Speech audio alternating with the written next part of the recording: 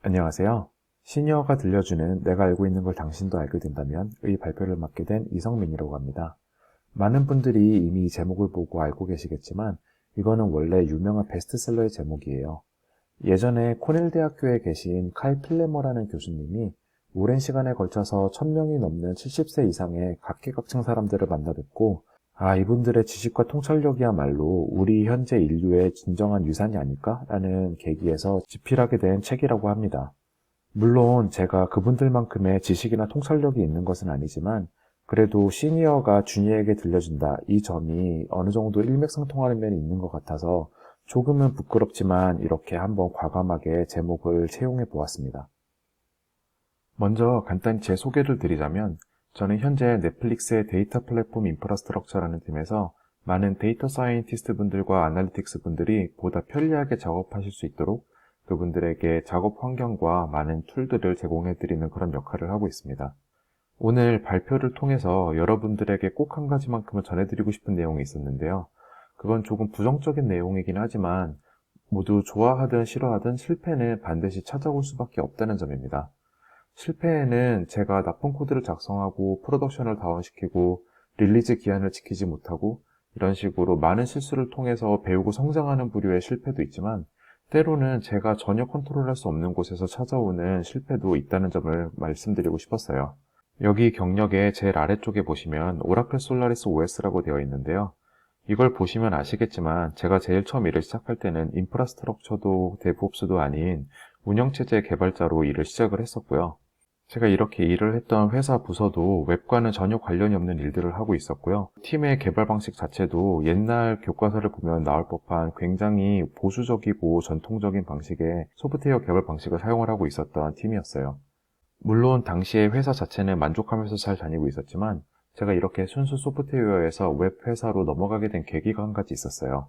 2016년을 기점으로 오라클이 솔라리스와 스파크가 더 이상 사업성이 없다고 판단을 하고 여기에 관련된 부서와 인원들을 줄여나가기 시작한 건데요. 2017년에 들어와서는 급기야 모든 제품들을 정리를 하고 약 1000명이 넘는 사람들이 다 정리해고가 되는 그런 일이 일어났습니다. 저 역시도 불행히 이 정리해고를 피하지는 못했고요. 저는 이때 비자 문제도 있었기 때문에 최대한 빨리 다른 일을 찾아봐야 했었고요. 또 이렇게 운영체제나 시스템을 한 회사들이 많지 않았기 때문에 이때부터 닥치는 대로 이력서를 넣고 주변에 도움을 받아가면서 많은 회사들과 인터뷰를 보게 되었습니다. 그 중에 운 좋게도 진로우라는 미국에서 가장 큰 부동산 관련 IT 회사에서 연락이 와서 지금까지 했던 일과는 조금 다른 것 같아서 우리가 주니어 포지션을 줄 수 있을 것 같은데 그래도 해보겠냐라고 이렇게 오퍼가 들어와서 그때 이 오퍼를 수락하게 되었고요. 제가 이 당시에 인프라나 데브옵스에 관련된 지식이 얼마나 부족했었냐면요. 제가 지금도 기억이 나는 게 인터뷰 도중에 인터뷰 보시는 분이 혹시 젠킨스 써봤어요? 이렇게 물어봤어요. 근데 제가 그때 했던 대답이 젠킨스가 뭐예요? 이게 제 대답이었어요. 이때 인터뷰 보시는 분이 좀 약간 당황하시는 게 느껴지더라고요. 근데 나중에 조금 더 이야기를 해보니까 제가 오라클에서 썼던 허드슨이라는 툴이 이 젠킨스의 전신이었더라고요. 그래서 그때 이제 웃고 넘어갔던 기억이 있는데 아무튼 이 정도로 제가 인프라나 데브옵스에 대해서 아무것도 모르는 상태에서 약간 새 출발을 하게 된 그런 상황이 되었죠. 사실 이때는 저에게 굉장히 힘든 시기였는데 지금 와서 돌이켜보면은 이때 운영체제를 했던 것도 그리고 또 이런 경험을 겪었던 것도 다 지금 와서는 굉장히 큰 자산이 되었던 것 같아요. 그래서 제가 지금부터 조금 다른 이야기를 드리기에 앞서서 실패는 때론 우리가 전혀 컨트롤할 수 없는 범주로 찾아오기도 하지만 이 상황을 잘 이겨낸다면 언젠가 우리가 조금 더 나은 엔지니어로 성장하는데 제 개인적인 경험상에는 많이 도움이 되었던 것 같다. 그래서 혹시 나중에라도 이런 실패를 맞닥뜨리게 되면은 너무 좌절하지 마시고 이겨낼 수 있는 방법이 다 있다. 그리고 이런 경험이 다 도움이 될 거다라는 말씀을 먼저 드리고 싶었습니다. 아직 본론은 시작도 못했는데 제가 서론에서 너무 많은 시간을 끌었네요. 그런데 제 개인적인 치부를 조금 드러내서라도 꼭 전해드리고 싶었던 내용이었기 때문에 조금만 양해를 부탁드리도록 할게요. 그래서 제가 이 세션을 들으러 오신 분들은 어떤 분들일까 혼자서 한번 전제를 세워봤는데 아무래도 주제가 주제다 보니까 많은 분들이 학생이나 주니어 엔지니어 분들이실 것 같고 그리고 대부분이 인프라 엔지니어에 관심이 있으시거나 혹은 실제 그쪽에서 이제 업무를 하고 계신 분들 뭐 클라우드 인프라라던가 뭐 앱 인프라라던가 무슨 옵스, SRE 뭐 드물게는 벨로시티나 딜리버리 이렇게 부르는 팀들도 있죠. 그래서 이게 팀에 대한 이름이 너무 혼동을 가져올 것 같아서 전반적인 DevOps, 클라우드 인프라스트럭처 엔지니어 이거를 여기서는 조금 통틀어서 제가 인프라 엔지니어라고 부르도록 할게요. 물론 용어상의 차이는 분명히 존재하지만 여기 계신 분들은 다 이렇게 열린 마음으로 제 말씀을 이렇게 이해해 주실 거라고 믿어 의심치 않고 이렇게 이야기를 진행해 보도록 하겠습니다.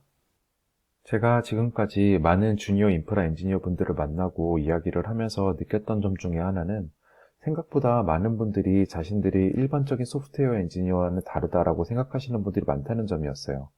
그래서 제가 어떤 면에서 다른가요? 이렇게 질문을 드리면 많은 분들이 공통적으로 답변하시는 것 중에 하나는 우리는 좀 더 인프라와 파이프라인에 집중이 되어 있기 때문에 일반 소프트웨어 엔지니어들과 하는 일도 다르고 책임도 다르다. 이렇게 말씀하시는 분들이 많이 계셨고요. 그리고 조금 극단적인 케이스로는 저희는 인프라에 초점을 맞추고 있기 때문에 저희는 스크립팅 빼고는 코딩은 많이 하지 않는 편이고요. 주로 툴들을 운용하거나 툴들에서 요구되는 매니페스트들을 운용하거나 그리고 그런 곳에 장애가 생기면은 그런 걸 디버깅 하는 데 주로 초점을 맞추고 있습니다. 그렇게 말씀하시는 분들도 종종 계시더라고요. 제가 생각하는 인프라 엔지니어와 소프트웨어 엔지니어에는 물론 명확한 차이점도 있겠지만 명백한 공통점이 있거든요. 그게 바로 여기 제가 적어놓은 전통적인 SDLC를 따르는 이런 패턴이에요. 그래서 우리는 모두 뭔가를 디자인을 하고 만들고 테스트하고 디플로이하고 유지 보수를 하죠. 이거는 우리가 인프라 엔지니어든 소프트웨어 엔지니어든 코딩을 하던 아니면 매니페스트를 사용을 하던 어떤 수단을 쓰든 우리는 공통적으로 다 이런 패턴을 운용하면서 일을 하고 있다고 생각을 합니다. 바로 이 패턴이 모든 엔지니어들이 갖게 되는 공통점이라고 생각을 하고요. 그리고 여기서의 목적이 중요한데 우리가 이런 거를 하는 이유는 바로 우리들의 고객들을 위해서 하는 거죠. 그래서 이런 고객들이란 만약에 웹 회사라면 우리 웹을 방문해주는 고객들일 거고 만약에 B2B 회사라면 우리 서비스를 구매하고 사용해주는 다른 커스터머가 되는 거겠죠. 하지만 여기서 인프라 엔지니어와 소프트웨어 엔지니어의 가장 큰 차이점이 나오게 되는데요. 왜냐하면 우리가 말을 하는 고객들은 바로 회사 내부의 다른 엔지니어들이기 때문이에요. 사실 보기에는 큰 차이가 없어 보이는 이 고객이라는 작은 차이점이 인프라스트럭처 엔지니어와 소프트웨어 엔지니어를 구분짓는 아주 큰 차이점을 만들어낸다고 생각을 합니다.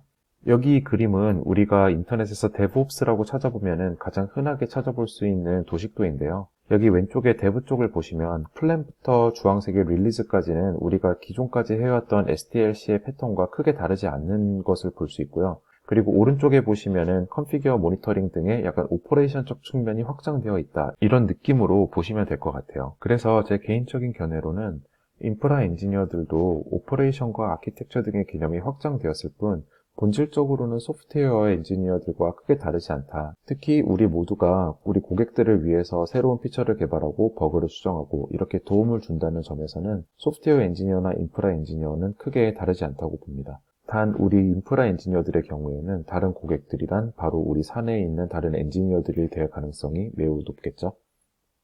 그래서 이러한 차이점이 인프라 엔지니어들이 일반 소프트웨어 엔지니어들과 다른 그러한 특수성을 만들어내게 됩니다. 이 특수성이 만들어내는 인프라 엔지니어의 특징은 저는 크게 4가지로 꼽을 수 있을 것 같은데요. 첫 번째는 내부 커뮤니케이션이 다른 직군에 비해 압도적으로 많다는 점이고 두 번째는 굉장히 많은 양의 툴을 다뤄야 한다는 특징이 있습니다. 세 번째는 수직적과 수평적 양방향 모두의 많은 지식을 요구한다는 점이고 그리고 마지막으로는 프로덕션에 대한 책임을 직접적으로 가지고 간다는 점이 가장 큰 차이점이라고 볼 수 있을 것 같습니다. 우선 내부 커뮤니케이션에 대한 이야기를 해보자면 활발한 내부 커뮤니케이션은 빠르고 원활한 의사소통을 보장해주는 장점을 가지고 있지만 동시에 다음과 같은 많은 부작용들을 가져오기도 합니다. 대표적인 예로는 슬랙이나 사내에서 많이 사용하시는 내부 채팅 앱들을 예로 들 수 있을 것 같은데요. 많은 분들이 슬랙을 프로덕티비티 툴로 이용을 하지만 안타깝게도 특히나 오르가니제이션의 크기가 커지면 커질수록 이런 프로덕티비티 툴들이 우리 인프라스트럭처 엔지니어들에게는 오히려 안티 프로덕티비티 툴로 변질되어 버리는 경우를 많이 볼 수 있습니다.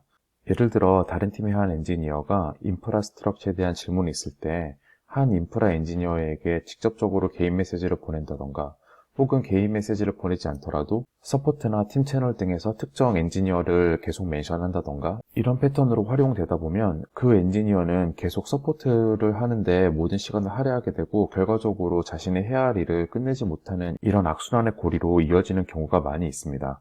이건 제가 지금 와서 돌이켜보면 제가 처음으로 인프라스트럭처 엔지니어로 일을 했을 때 많이 저질렀던 실수로 생각되는데, 다른 팀의 엔지니어들이 문제가 생기거나 했을 때 저는 굉장히 적극적으로 도와주려고 노력을 많이 했었어요. 그게 사실 제 성격상 회사에서 다른 사람들 도와주는 게 더 신뢰관계나 유대감을 쌓는 느낌이 들기도 하고, 그리고 또 제 마음 한켠으로는 이렇게 도와주다 보면은 많은 사람들이 이 프로세스에 대해서 더 많이 배우게 되고, 그리고 결과적으로는 이런 문제점을 해결하는 데 도움이 되겠지라는 생각을 많이 했었거든요. 그런데 사실 이런 패턴이 오히려 그 사람에게 더 많은 질문을 몰리게 하고 더 많은 업무량을 늘리게 하는 그런 악순환의 고리를 갖고 올 수 있을 거라고는 그 당시에는 생각하지 못했었어요. 그래서 저는 처음에 한동안, 아니 사실은 생각보다 오랜 시간 동안 낮 동안에는 계속 서포트를 하는데 전력을 다했었고, 이러다 보니까 제가 사실상 끝내야 되는 일들을 끝내지 못해서 야근을 해야 한다던가, 아니면은 제가 여가 시간에 이런 일들을 붙잡고 있어야 된다던가, 이런 일들이 생기게 되었어요.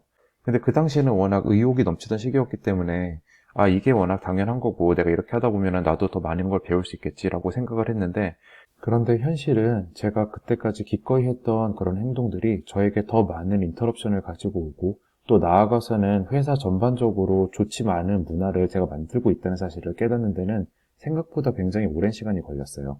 또 이렇게 소수의 사람들이 특정 문제를 계속 다루게 되다 보면은 다른 사람들은 이게 어떻게 해결되는지 알 수 없게 되고, 결국은 이런 팀이나 사람들에게서 문제가 생겼을 때 여태까지 작업을 해왔던 사람들이 계속 여기에 끌려다니게 되고, 그렇게 되면 또 그 사람이 더욱더 많은 지식을 알게 되는 이런 지식의 골이 생기기 때문에, 만약에 새로운 이슈가 생겼을 때 항상 이 일을 도맡아 해왔던 소수의 사람들뿐만 아니라 이 부분을 잘 모르는 같은 인프라 팀원들이 한 명이나 두 명 정도씩 같이 붙어 다니면서 쉐도잉을 해주면은 조금 더 문제에 대한 지식을 분할할 수가 있어요. 이거를 이제 버스 팩터라고 얘기를 하는데, 버스 팩터는 다들 아시겠지만 만약에 길에서 사고가 나서 어떤 사람들이 더 이상 일을 할 수 없는 상황이 생기면은 이 사람의 부재가 우리 회사에 미칠 수 있는 영향이 얼마나 큰가를 이야기하는 팩터거든요. 그래서 이런 쉐도잉 어프로치는 업무상에서 우리가 직접적으로 사용할 수 있는 방법이고, 그리고 장기적인 방법으로는 당연한 얘기지만 자동화와 문서화를 시키는 게 가장 좋겠죠.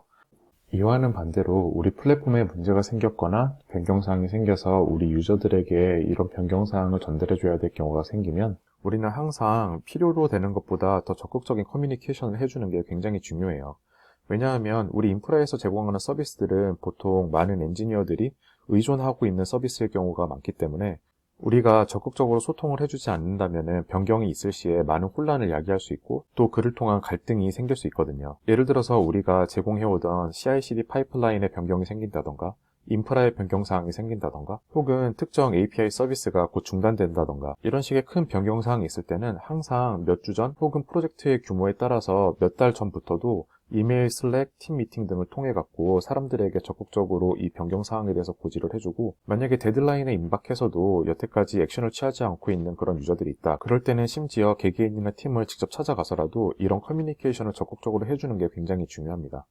또한 우리 인프라 엔지니어들은 인프라 자체의 안정성뿐만 아니라 많은 엔지니어들의 생산성에도 큰 영향을 미치고 있기 때문에 언제나 적극적으로 양방향 소통을 해주고, 또 가능하다면 우리 인프라팀이 다른 팀들을 대상으로 설문조사 등을 주기적으로 해서 현재 다른 엔지니어들이 느끼고 있는 페인 포인트는 뭔지, 그리고 우리가 어떻게 이 부분을 개선할 수 있을지, 이런 적극적인 의사소통이 중요하다고 생각합니다. 두 번째 특징으로는 엄청난 양들의 툴을 들 수 있겠는데요. 많은 인프라 데브옵스 엔지니어들은 필수 불가결하게 굉장히 많은 툴들을 채용하고 개발할 수밖에 없어요. 문제는 세상에는 멋져 보이는 툴들이 너무나 많기 때문에 때로는 그 많은 양의 툴들에 압도되기도 한다는 그런 점인데요. 일부 툴들은 반드시 필요할 수밖에 없지만, 또 반대로 상당수의 툴들은 그냥 있으면 좋은 정도의 툴이지 반드시 필요한 툴들은 아닌 경우도 많이 있거든요. 쿠버네티스와 CNCF에 관심 있으신 분들은 이 그림들을 많이 보셨을 것 같은데요. 이 그림은 CNCF 랜드스케이프라고 검색해 보시면 볼 수 있는 그림인데요. 여기에 있는 작은 네모들이 다 각기 다른 툴들이거든요. 물론 여기에는 오픈소스 툴들도 있고 벤더 툴들도 있지만 CNCF에 공식적으로 등록된 툴들만 해도 이만큼이다. 그래서 모든 툴들을 다 사용해보는 건 사실상 불가능에 가깝고, 또 그럴 필요조차 없습니다. 그래서 이렇게 좋아 보이는 툴들이 세상에 많이 있다 보니까 많은 주니어 인프라 데브옵스 엔지니어 분들이 흔히 하는 실수는 이런 툴에 매몰된 사고를 하게 된다는 점이에요. 툴에 매몰된 사고라는 점은 마치 이 툴을 도입하면 우리가 현재 갖고 있는 문제점, 우리 오르가니제이션이 갖고 있는 모든 문제점을 해결해 줄 수 있을 것 같은 그런 착각에 빠지게 된다는 점이죠. 가장 명심해야 될 거는 툴은 결코 실버블렛이 아니라는 점이에요. 하나의 툴은 우리가 현재 겪고 있는 문제점의 일부를 도와줄 뿐이지 이게 우리가 갖고 있는 문제점을 근본적으로 해결을 해줄 수는 없어요. 이 부분에 대해서 조금 의아하게 생각하시는 분들도 있을 것 같은데, 예를 들어서 지금 누구나 사용하고 싶어하고 누구나 사용하고 있는 가장 인기 있는 툴 쿠버네티스를 예로 들어도, 쿠버네티스를 지금 아무것도 준비가 되어 있지 않은 한 오르가니제이션에 가지고 온다고 해도 이 오르가니제이션이 가지고 있는 많은 근본적 문제들을 해결해 줄 수는 없는 거거든요. 그래서 결과적으로는 이 쿠버네티스를 도입하는 이유는 쿠버네티스가 필요하기 때문에 도입을 하게 되는 거지, 모든 사람들이 이 툴이 좋다고 말을 하기 때문에 도입해서는 안 된다는 점입니다. 쿠버네티스를 공부하거나 사용한 지 얼마 안 되시는 분들이 많이 하시는 질문 중에 이스티오 어때요? 이스티오 쓰면 좋지 않나요? 여기에서도 프로덕션으로 쓰고 저기서도 프로덕션으로 잘 쓰고 있다는데, 이스티오가 만약 우리 오르가니제이션에 필요하다면 우리 부서에서 이스티오가 필요한 이유가 명확하게 있어야 돼요.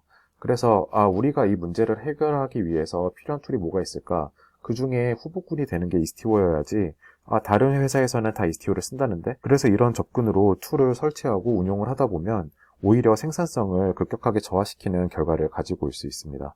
한 가지 제가 명확하게 말하고자 하는 거는, 툴을 많이 시도해보고 공부해보는 건 굉장히 좋은 습관이에요. 왜냐하면 지금 현재 많이 사용되고 있는 유명한 툴들은 거기에 문제점이 있었고 그 문제를 해결하기 위해서 나온 툴들이 많이 있고, 그 원리를 이해를 하는 거는 굉장히 많은 도움이 되거든요. 그런데 반대로 또 너무 많은 툴들을 들여다보고 운영을 함으로써 우리가 진짜 풀어야 될 문제점을 해결하지 못하게 된다면 그건 툴이 또 새로운 문제를 야기하는 주객이 전도된 상황이라고 볼 수도 있겠죠. 사실 여기 계신 많은 주니어분들은 정말 작은 스타트업이 아니라면 많은 툴들이 이미 스탠다드화가 돼갖고 사용되고 있는 경우가 많이 있을 거고, 이런 툴들에 대한 선택권을 많이 갖고 있지 않은 경우도 많이 있을 거예요. 그런데 팀이 어떤 문제에 직면하게 되고 이 문제를 해결하는 데 특정 툴들이 도움이 될 수 있다, 그래서 이 툴들을 한번 이밸류에이션을 해보자, 이렇게 대화가 나오게 된다면 너무 처음에는 복잡하게 생각하지 마시고 반드시 필요한 기능, 그리고 있으면 좋은 기능, 그리고 필요 없는 기능, 이렇게 세 가지로 나누어서, 그래서 지금 보고 계신 툴들이 우리가 필요로 하는 핵심적인 기능이 있는지를 먼저 살펴보시고, 그래서 이런 핵심 기능이 지원이 된다면 대부분의 경우는 어떤 툴을 사용해도 대동소이한 경우가 많이 있어요. 그 외에 다른 실사용자의 후기를 듣고 어떻게 실무에서 사용되는지를 듣고 싶으시다면은 커뮤니티 등에서 사용되는 현재 디팩토 스탠다드라고 얘기를 하죠. 어떻게 사람들이 사용을 하고 있고 이거에 대한 후기가 어떤지를 알아보면 좋겠죠. 이러한 질문이 있을 때 우리 IT 인프라 엔지니어 그룹 등의 커뮤니티에 와서 적극적으로 소통을 해보시고 질문을 구하는 것도 좋은 방법인 것 같습니다.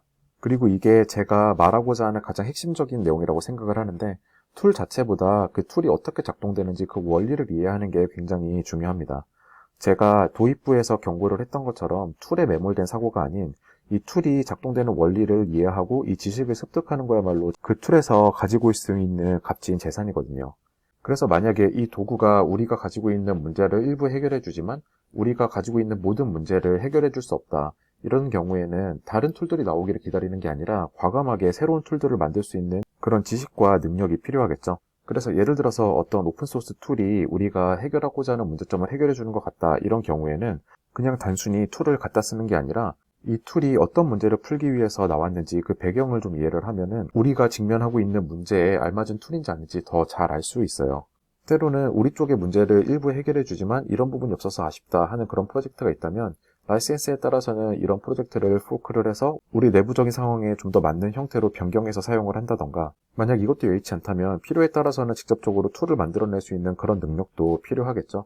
그래서 제가 여러분들에게 핵심적으로 기억을 해주셨으면 하는 부분은, 우리는 이런 문제를 해결하기 위한 엔지니어지 단순히 툴들을 갖다 쓰고 운용하는 오퍼레이터들이 아니다 라는 점을 꼭 짚고 넘어가고 싶었습니다.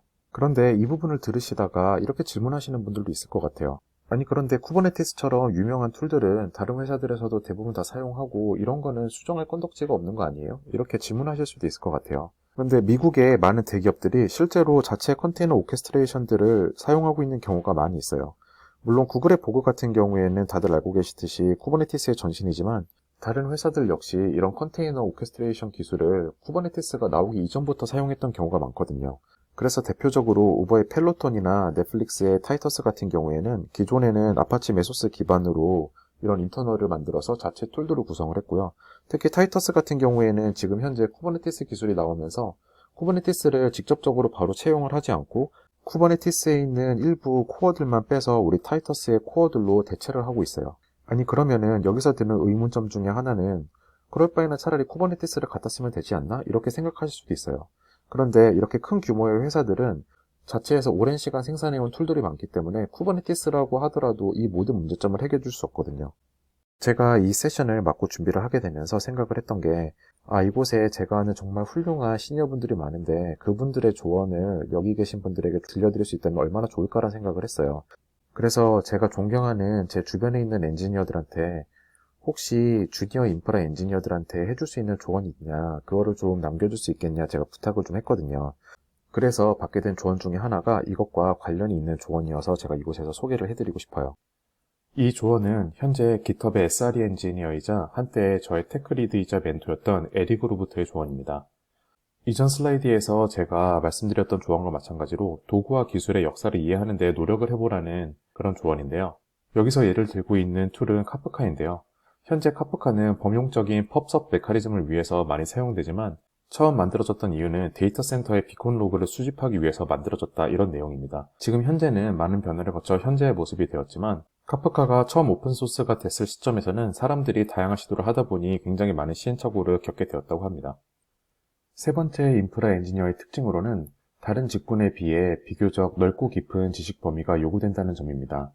인프라 엔지니어의 특성상 다른 팀들과 협업을 많이 해야 하기 때문에 아주 깊은 부분까지는 아니더라도 다른 팀들이 사용하고 있는 기술 스택에 대한 일부분을 이해해야 될 필요도 있고요. 그리고 여러 가지 스택들을 동일한 패턴들로 지원하기 위해서 사용자들의 스택이 어떤 식으로 동작하고 어떤 식으로 패키징 될 수 있는지 이런 부분에 대한 이해가 필요하기도 합니다. 또 수평적 지식뿐만 아니라 수직적으로도 경우에 따라서는 아주 낮은 레벨의 커널 혹은 네트워크에 관련된 지식이 요구되기도 하고요. 웹에 관련된 지식 또한 요구되는 경우도 많이 있습니다. 당연한 이야기지만 이 모든 것을 다 알 수는 없고 또 모든 분야에 관련된 전문가가 되는 것은 불가능합니다. 하지만 인프라 엔지니어의 특성상 다양한 곳에서 오는 문제점들을 볼 수 있고 또 이런 부분들을 직접적으로 해결해야 될 수 있는 기회가 있기 때문에 새로운 문제점을 발견할 경우에 그냥 넘어가지 않고 조금씩 지적 호기심을 갖고 찾아보는 것이 장기적으로 성장의 자양분이 된다라고 말을 할 수 있을 것 같습니다. 그리고 이건 저도 굉장히 조심하려고 하는 부분인데 우리가 운영하고 있는 플랫폼에서 문제가 생겼다가 가끔 시간이 지나면은 자연적으로 해결이 되거나 혹은 문제가 있던 프로세스를 죽이고 아니면 인스턴스를 재부팅하고 이러면은 문제가 해결되는 경우들이 있어요. 물론 지금 혹시 우리 프로덕션이 다운되어 있고 무슨 수를 써서라도 빨리 복구를 해야 되는 상황이라면은 그럴 순 없겠지만 가능한 경우에는 항상 이게 왜 문제가 생겼는지 그리고 근본적인 원인이 무엇이었는지를 찾아내는 게 굉장히 큰 도움이 돼요. 그래서 예를 들자면 지금 쿠버네티스를 운영을 하는데 그 중에 한 노드가 지금 문제가 있다. 이 노드에 있는 파드들이 죽고 네트워크도 작동되지 않는다. 이런 경우에 사실 쿠버네티스의 특성상 노드를 죽이고 새로 시작하면 되는 경우도 굉장히 많이 있거든요.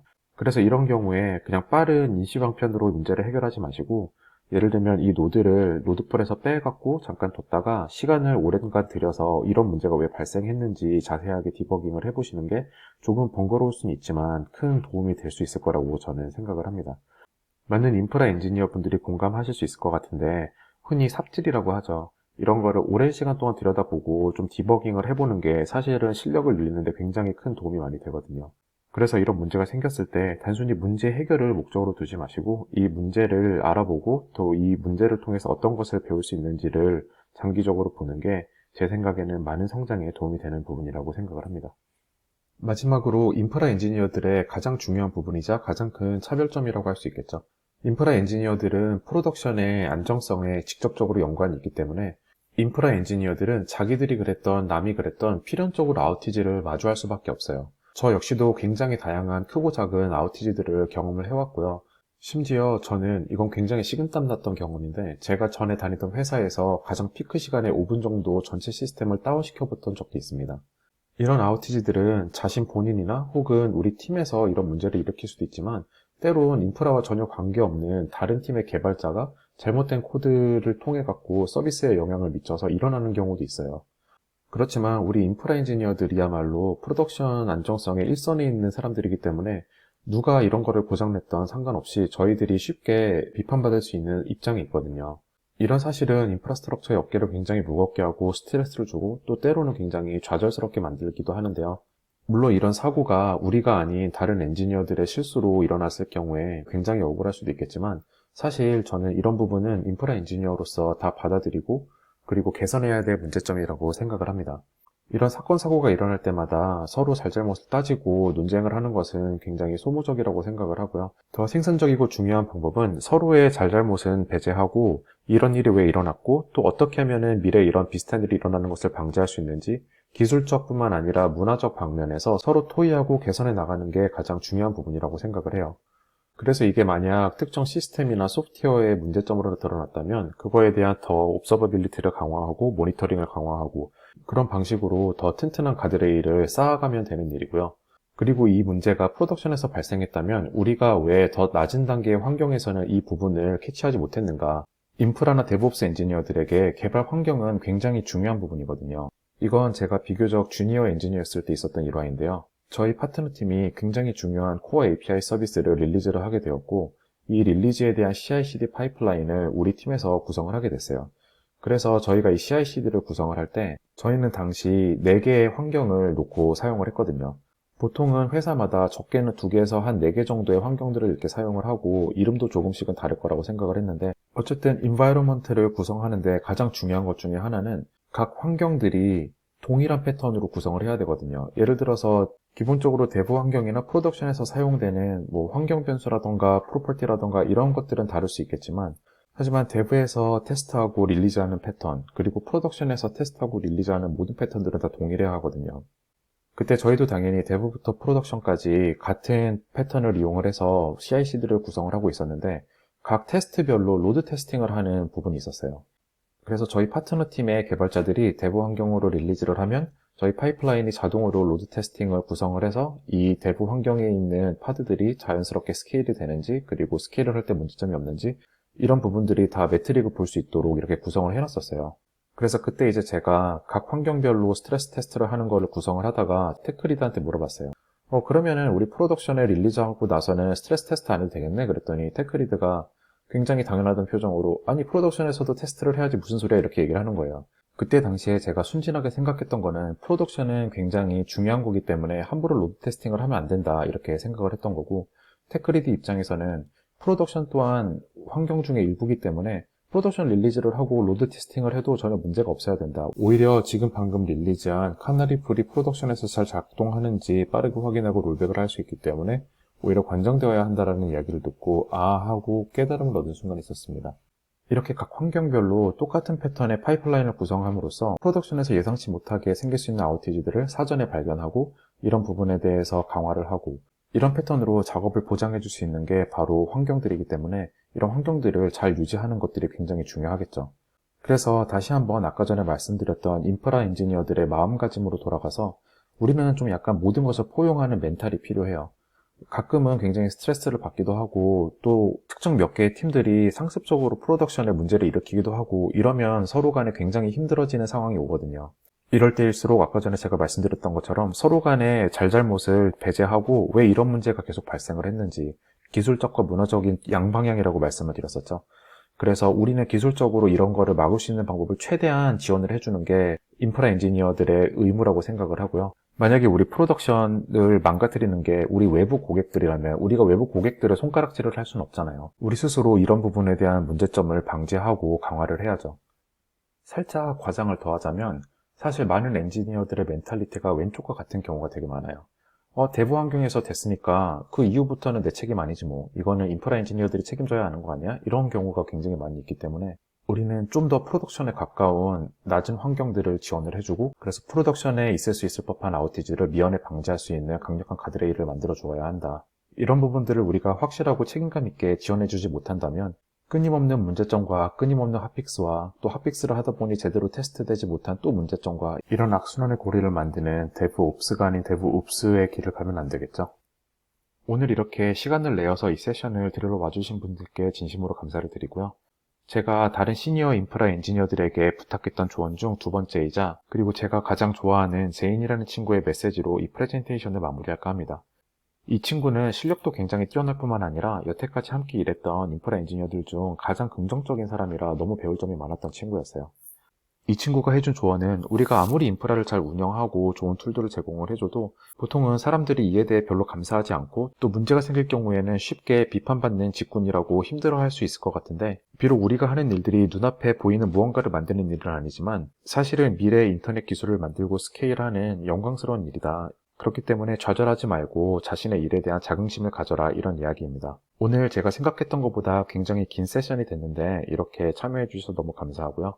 그리고 인프라 일을 시작하지 얼마 안 되신 분들, 그리고 인프라에 꿈이 있으신 분들에게 조금이나마 도움이 되셨으면 좋겠다는 바람으로 이 세션을 마무리할까 합니다. 들어주셔서 감사합니다.